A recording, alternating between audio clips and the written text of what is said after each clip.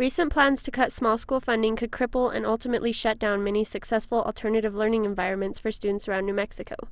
The proposed cuts could cause some Albuquerque charter schools to lose up to $650,000. Large public schools don't give students the opportunity to explore their creativity and individuality in an environment where anyone can sink into the crowd and never be noticed. Charter schools require that students get involved in their coursework and classroom time, increasing their interest in education. When Loving approved a bond to build a high school, students from Loving attending Carlsbad High School had a roughly 50% graduation rate. Since the high school opened in Loving, the rate has increased to about 81%. These small charter schools are vital for some students who can't meet their full potential in large schools. Charter schools also provide specialty education for students interested in subjects such as media, performing arts, and science. Another proposition, small school consolidation, would require school districts such as Mosquero Schools with 43 students and Roy Schools with 51 to consolidate with nearby districts. Schools with less than 1,000 students who do not consolidate would lose all funding. 49 of New Mexico's 89 school districts have fewer than 1,000 students. This would cause thousands of students around rural New Mexico who rely on these districts to travel for hours at a time to reach a school that has been consolidated. Spending hours on a bus every day cuts out valuable study time for these students. A 4-year study conducted in Tennessee produced results that showed students in small school environments ended up 5.4 months ahead of their peers who were placed in large-sized classes. Small schools around New Mexico offer many students the chance to succeed in a close-knit community. If charter schools had to close, I don't know about in APS or Albuquerque, but statewide there's 14,000 kids in charter schools. The New Mexico Coalition of Charter Schools has released a number that like 90% of the charter schools would probably have to close. Everybody knows each other, and we have a real commitment to meeting individual needs. Every student here has a personal learning plan as well, that the parents and the student and the teacher get together at the beginning of the year and come up with goals for that student. I think what charter schools have done is show that there are other ways to do things very successfully. Our schools met AYP every year it's been measured. I think that all children are not alike, you know, and so you need different kinds of schools for different kinds of children. And I think that's one of the values of charter schools that people don't talk about a lot, is just that there's so much diversity in children that not all, one size doesn't fit all. And that's why parents started another option here. They weren't happy with the local district.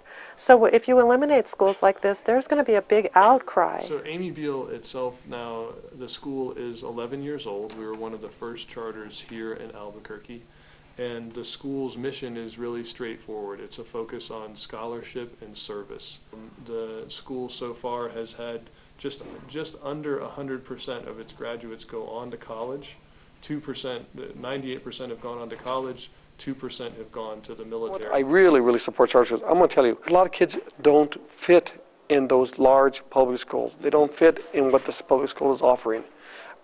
Those kids are not throwaway kids.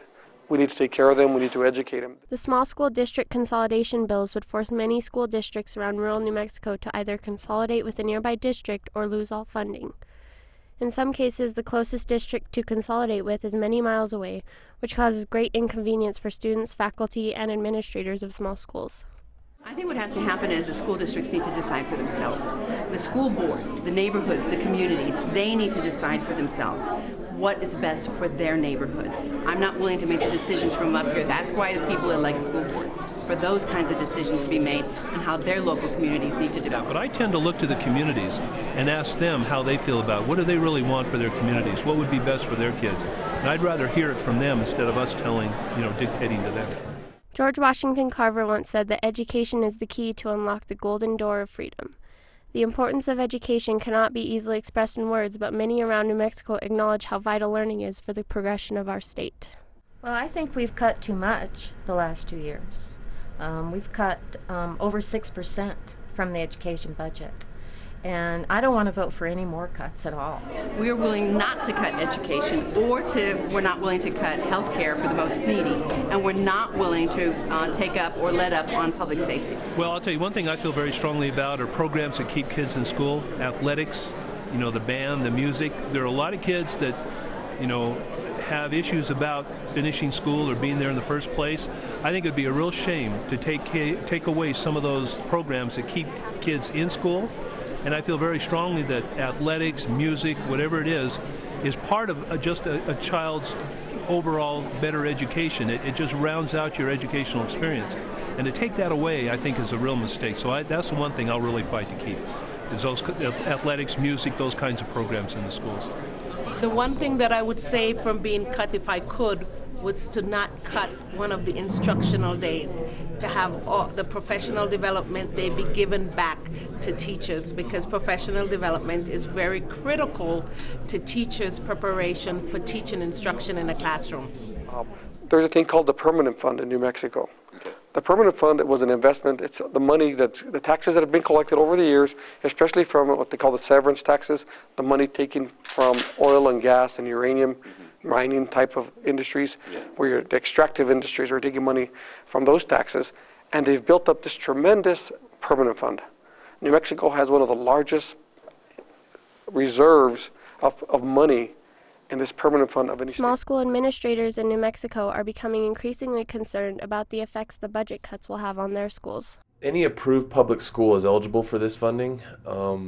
It's charter schools, districts, anything like that, but only the schools are eligible for it. So most charter schools are under 400 kids, and so most charter schools get this.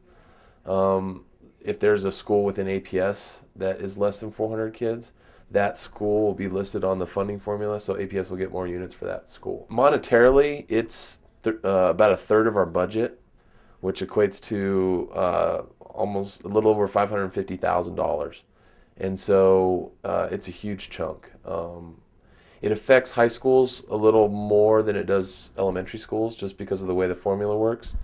But I think it affects elementary schools like maybe anywhere from like 15 to 20%, so it's not as big of a hit. But for media arts, it'd be about a third of our budget this year. It would be drastic if we lost our small school size adjustment in the funding formula.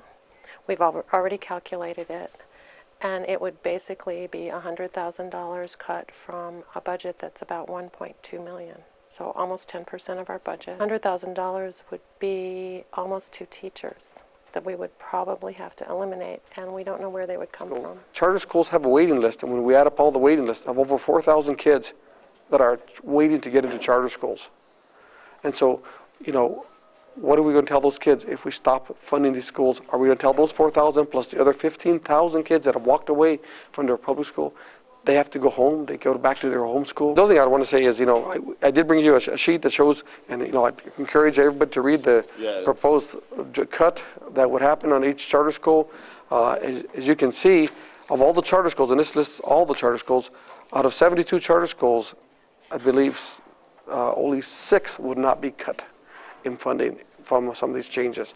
That is too big a cut.